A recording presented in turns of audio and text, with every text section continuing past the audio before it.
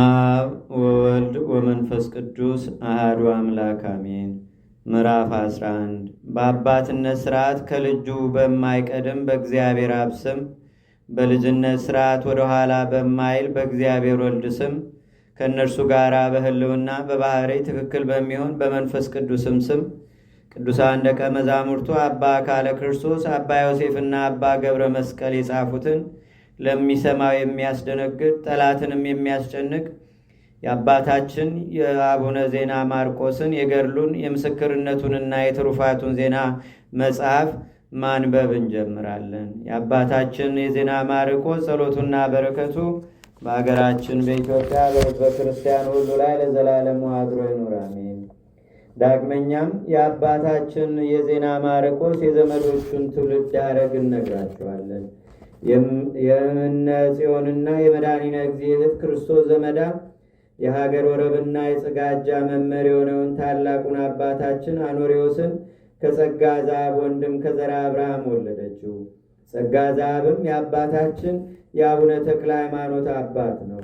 ስሟ ትቤ ጽዮን የተባለ የእምነ ጽዮን ሁለተኛ እህቷ የጸጋ ዛብና የዮሐንስ ወንድም ከሆነ ከአባታችን ዜና ማርቆስ አባት ከአርክሌዴስ አባታችን ሕፃን መዋን ወለደች። የፈጠጋር ሀገረ ገዥ የሆነ የመድኃኒነ እግዚእ ልጅ እግዚአርያም አባታችን ተክለ ሃይማኖትን ወለደችው። የአባታችን ቅዱስ ዜና ማርቆስ የትውልድ ሐረግ እንዲህ ነው። ንጹሐንና ቅዱሳን ከሆኑ ካህናት ወገን፣ ከተመረጡና ከተባረኩ ነገሥታት ወገን፣ ከከበሩ ነገሥታትም ወገን ነው። ዳግመኛም የአባታችን ዜና ማርቆስ የተጋድለውን ነገር ወደ መናገር እንመለስ። አባታችን ተክለ ሃይማኖት ከአባታችን ዜና ማርቆስ ተለይቶ ከደብረ ብስራት ወጥቶ ከሄደ በኋላ ያን ጊዜ አባታችን ዜና ማርቆስ በደመና ላይ ተቀምጦ በተራራው ጎን ወደ ሞረት አገር ወረደ። ሰዎችንም አንካሶች፣ እውሮች፣ ለምጻሞች፣ ደንቆሮች፣ ዲዳዎች የሚያደርጓቸውን ብዙዎች አጋንንትንም አገኘ። የክብር ባለቤት በሆነ በኢየሱስ ክርስቶስ ስምና በመስቀሉ ኃይልም አሳደዳቸው። በዚያም ምንጮችን አፈለቀ።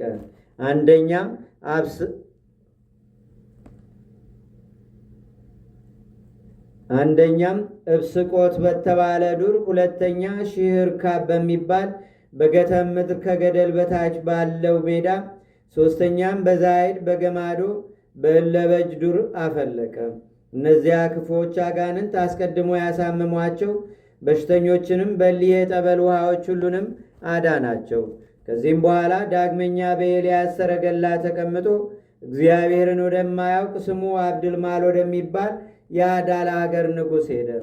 ስለ እግዚአብሔር ስምና ስለ ሕልውናው መላልሶም አነጋገረው።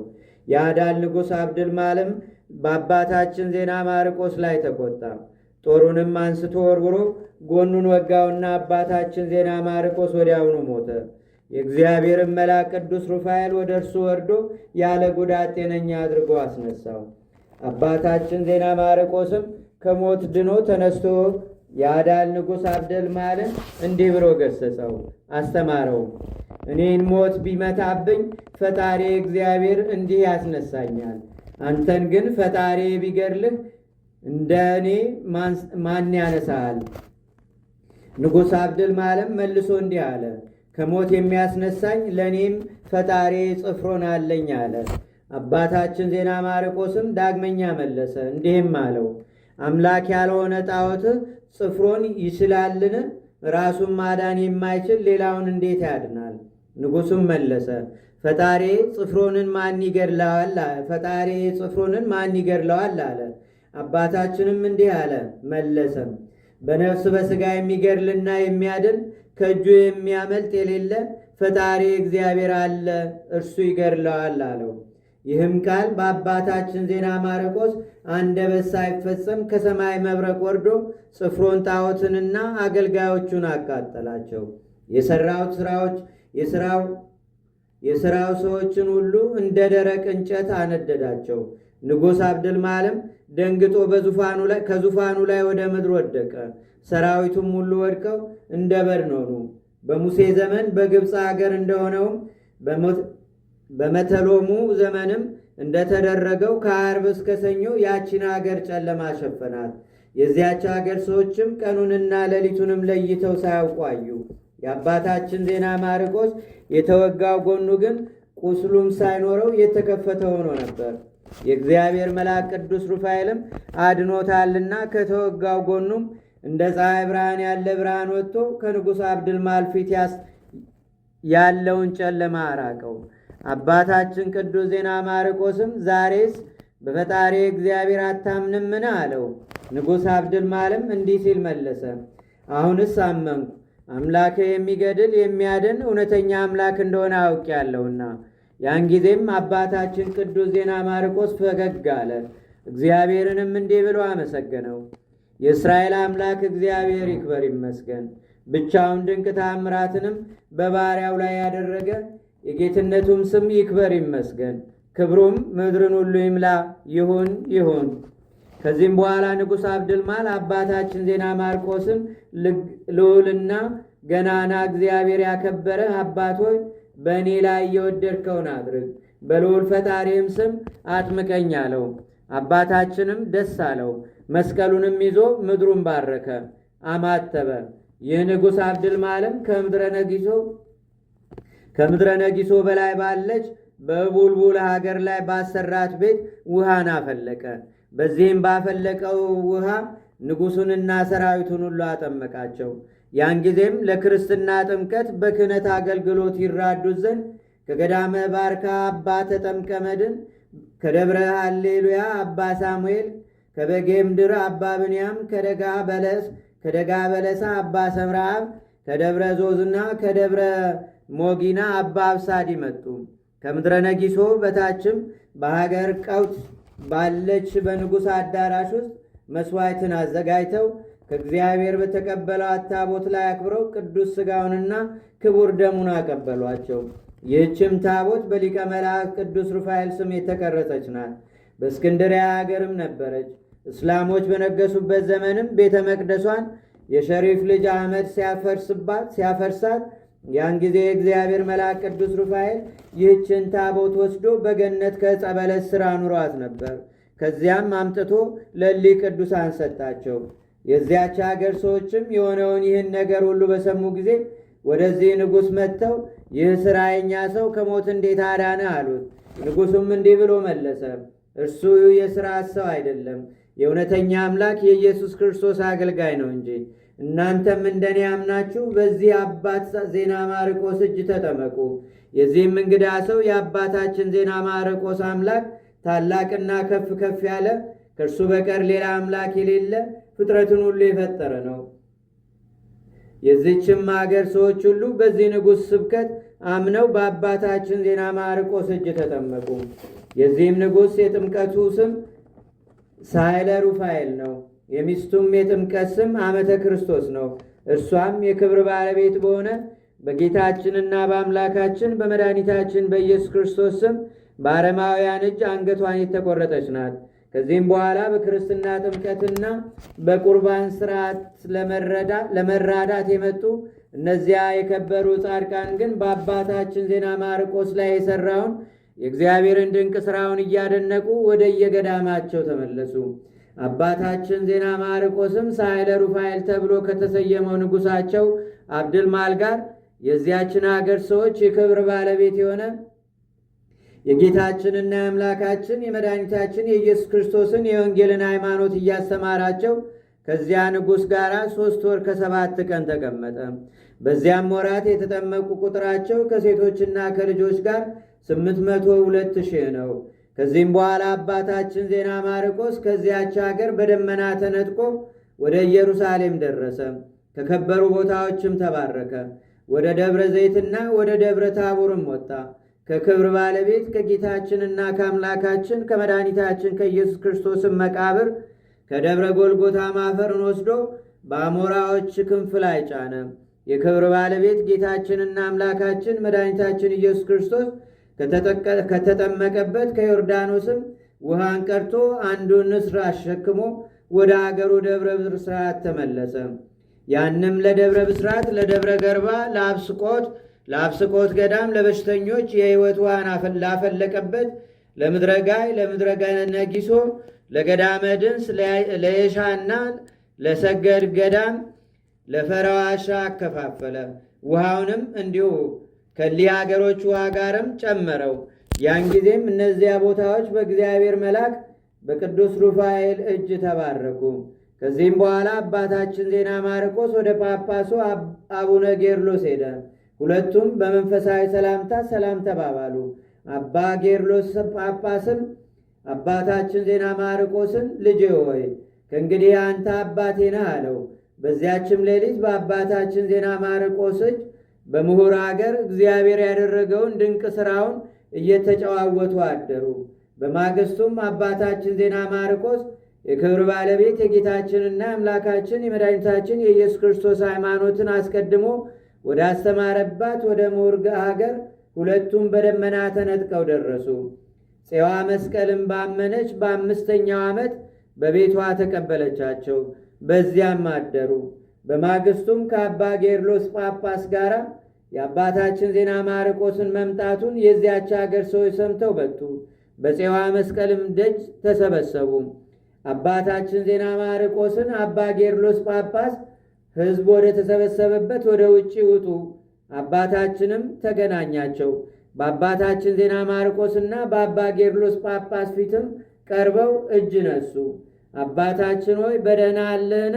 እስከ ዛሬ ድረስ ለምን ዘገየ? አሉት። አባታችን ዜና ማርቆስም መልሶ እንዲህ አላቸው፣ አዎን በእግዚአብሔር ሰላም በደህና አለው አላቸው። መዘግየቴም እስካሁን ድረስ በሌላ ቦታ በእግዚአብሔር ፈቃድ ነበርኩ። ዛሬ ግን ጎበኛችሁ ዘንድ በልዑል እግዚአብሔር ፈቃድ ወደ እናንተ መጣሁ። ግን ሰይጣን ጠላታችን ክፉ ነገር አደረገባችሁን ብሎ ጠየቃቸው። እነዚያ የሀገር ሰዎችም እንዲህ አሉት፣ የታላቁ ፈጣሪያችን ስም ይክበር ይመስገን፣ በአንተ ጸሎት አዎን ደህና አለን። ጠላትም በእኛ ላይ ምንም ክፉ ነገር አላደረገም። ግን ጥቂት በሽተኞች አሉ፣ እንደ ቀድሞው እናፈውሳቸው። ወደ አገራችን መምጣትን ትናንት በሰማን ጊዜ ከእኛ ጋር አምጥተናቸዋልና። የሀገር ሰዎችም ይህን ተናግረው በሽተኞችን ወደ እርሱ አቀረቧቸው። ያን ጊዜም ወደ እግዚአብሔር ጸለየ። 300 በሽተኞች የሚሆኑ ለምጻሞች፣ አጋንንት የያዟቸው ዕውሮችና አንካሳዎች በጸሎቱ ዳኑ። ከዚህ በኋላ ደግሞ በአንዲት ጉባኤ እንዲሰበሰቡና እንዲቀመጡ አዘዛቸው። ስለ ቀናች ሃይማኖት ከመጽሐፍት ቃል ከአባ ጌርሎስ ጳጳስ ጋር በቀናች ሃይማኖት ይጸኑም ዘንድ አስተማራቸው። ሁሉም ትምህርቱን ተቀበሉት። ያን ጊዜም ከጉባኤ ውስጥ አንድ ሰው ተነስቶ አባታችን ዜና ማርቆስን እንዲህ አለው፣ ስለ ሃይማኖት ያስተማርከን ሁሉ አመንኩ። ነገር ግን በኋለኛይቱ ዕለት ሙታን ይነሳሉ ብለህ ያስተማርከን አንዲቱ ነገር ሐሰት ትመስላለች። ስጋቸው አፈር ትቢያ ከሆነ በኋላ ይህ ነገር እንዴት ሊሆን ይችላል ብሎ ጠየቀው። አባታችን ቅዱስ ዜና ማርቆስም መልሶ እንዲህ አለው፣ ከልጅነትህ እስከ ዛሬ ባለው ዕድሜ እህል ሁሉ ሲዘራ በየወገኑ በየአይነቱ በመሬት ውስጥ ከበሰበሰ በኋላ ሲያበቅል ሲያድግና ሲያፈራ ወደ ቀደመ መልኩም ወደ ነበረበት እንደሚመለስ አልተመለከትክምን? የስንዴም ቢሆን የገብስም ዘር ቢሆን አትክልትም በየአይነቱ የሙታን መነሳትም እንዲሁ ይሆናል እንጂ። ይህንም ብሎ ከወንበሩ ተነስቶ በመካከላቸው ቆሞ እንዲህ እያለም ወደ እግዚአብሔር ጸለየ። የክብር ባለቤት ጌታዬ ፈጣሪ አምላኬ መድኃኒቴ ኢየሱስ ክርስቶስ ሆይ በሦስትነትህ ጥበብ በአንድ አገዛዝ በአንዲት ፈቃድ ዓለሙን ሁሉ የፈጠርክ በኋለኛውም ዘመን ከመቤታችን ከቅድስት ድንግል ማርያም ስለ እኛ ከሥጋዋ ሥጋ ከነፍሷም ነፍስ ነስተ እንደኛ ሰው የሆን አልዓዛርን ከተቀበረ ከ4 ቀን በኋላም ከመቃብር ያስነሳ እንዲሁ የዚህች አገር ገዢ የነበረውን አንተን ስለ መካዱና ጣዖትን ስለ ማምለኩ ስለ መውደዱም በእኔ በደካማው ባሪያ ላይና በከበረው ስምህ ላይም ስላደረገው ክፉ ሥራው በባሕር አስቀድሞ ያሰጠምከውን በማይጠፋ የእሳት ባሕርም ውስጥ የጣልከውን ታነሳው ዘንድ እለምንሃለሁ። የምለምንህም ስለ እርሱ አይደለም፣ ስለ ሚስቱና ስለ ልጆቹ ጽኑ እምነታቸው ነው እንጂ ወገኖቹም የሆኑ ዘንድ ስለ መረጥካቸውና በእኔ በባሪያ ቃል ስለ ጠራሃቸው ስለ አገሩ ሰዎችም የሙታንንም መነሳት እንዳለ በከበረ ወንጌልህ ያስተማርከውንም ያምኑ ዘንድ። ያን ጊዜም የመላእክት አለቃ ቅዱስ ቅዱስ ሩፋኤል ከሰማይ ወርዶ በፊቱ ቆሞ እንዲህ አለው፣ ጌታ አልዓዛርን ከመቃብር ውስጥ ጠርቶ እንዳስነሳው አስቀድሞ የሞተ የዚህችን አገረ ገዢ የነበረውን ጥራው፣ እንዲሁም ከባህር ተነስቶ ይወጣል። ቅዱስ ሩፋኤልም ይህን ተናግሮ ወደ ሰማያት አረገ። ያን ጊዜ አባታችን ዜና ማርቆስ ያን መኮንን እንዲህ ብሎ ጠራው። ሙቶ ከተቀበረ በአራተኛው ቀን ሥጋው ተልቶ ከሸተተ በኋላ አልዓዛርን ከመቃብር ውስጥ ባስነሳው በክብር ባለቤት በጌታዬና በአምላኬ በመድኃኒቴ በኢየሱስ ክርስቶስ በመለኮቱ ኃይል አንተ የዚህች የምውር አገረ ገዢ አውጊት ከሞት ተነስተህ እኛ ወዳለንበት ና ውጣ ብሎ በባህር ሰጥሞ የሞተውን ያን መኮንን ጠራው። ያን ጊዜም እንደ ቀድሞው ምድር ተሰንጥቃ ባህሩ ተገለጠ። በላዩ ወድቆ ከሞተ 5 ዓመት ከ4 ወር ከሆነ በኋላ ያ መኮንን ከባህሩ ውስጥ ወጥቶ በአባታችን ዜና ማርቆስና በአባ ጌርሎስ ጳጳስ ፊት በወገኖቹና በጭፍሮቹም መካከል ቆመ።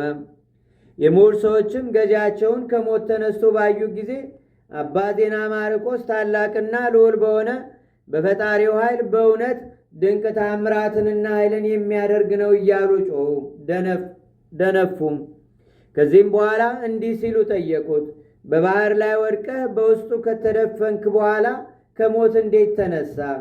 ያ መኮንንም እንዲህ ብሎ መለሰላቸው፣ እናንተ እንዳያችሁኝ አስቀድሞ ወደዚህ ባህር ወድቄ ሞት። ክፉዎች የጨለማ መላእክት መጥተውም ነፍሴን ከበቧት። ሥጋዬም በዚህ ባህር ላይ ተንሳፎ ነበር።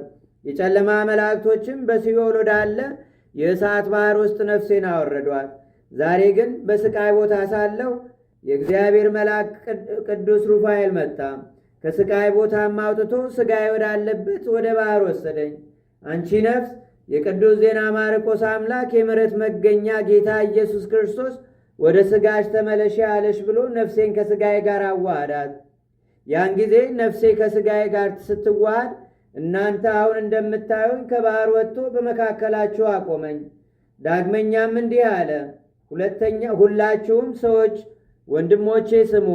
የክብር ባለቤት በሆነ በከበረ ዜና ማርቆስ አምላክ በጌታ ኢየሱስ ክርስቶስ የማያምን ሁሉ በሰማያት ምሕረት የለውም። የሚያምን ግን የዘላለም ሕይወት አለው። ሰውም በክፉ ሥራው ተፈርዶበት በሲኦል ወዳለ የእሳት ባህር ሲወድ በሁለት የሰንበት ቀኖችና የፍጥረት ሁሉ እመቤት በሆነች በፈጣሪ ክርስቶስ እናት በቅድስት ድንግል ማርያም በዓል ወደ ውጭ አውጥተው ያሳርፉታል። እንደ እኔ ጣዖት አምላኪውን ግን ከቶ አውጥተው አያሳርፉትም። በጨለማና በእሳት ባህርም ውስጥ ያለ እረፍት ለዘላለሙ ሲሰቃይ ይኖራል እንጂ። አሁንም ያለ መጠራጠር በፍጹም ልቦናችሁ የክብር ባለቤት በሆነ በክርስቶስ እመኑ። ከዚህ በኋላ ጨለማና ከእሳቱ ባህር ስቃይና መከራ ትድኑ ዘንድ 2ቱን የሰንበት ቀኖችና አምላክን የወለደች የእመቤታችን የቅድስት ድንግል ማርያምን በዓላቶች አክብሩ። ከዚህም በኋላ ወደ አባታችን ዜና ማርቆስ መለስ ብሎ ሰገደለት፣ እንዲህም አለው፣ ቀድሞስ መራራና ክፉ ከሆነ ሥራዬ የተነሳ ጠልቼ ነበር።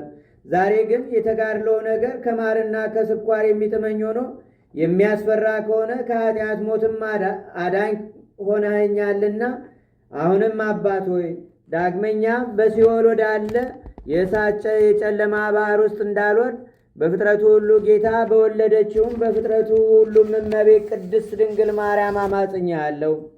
አባታችን ዜና ማርቆስም መልሶ እንዲህ አለው፣ እንግዲህ ወዲህ ወደ ጨለማውና ወደ እሳቱ ባህር አትወርድም፣ በኃጢአትም ሞት አትሞትም። መሐሪና ይቅር ባይ አምላክ ስለ ልጆችህና ስለ ሚስትህ እምነት በሥጋ በነፍስ ከሞት አድኖሃልና በኋለኛይቱ ዕለትም የሙታን ትንሣኤ እንዳለ ያምኑ ዘንድ ስለ ወገኖችህም ከሞት አስነስቶሃልና።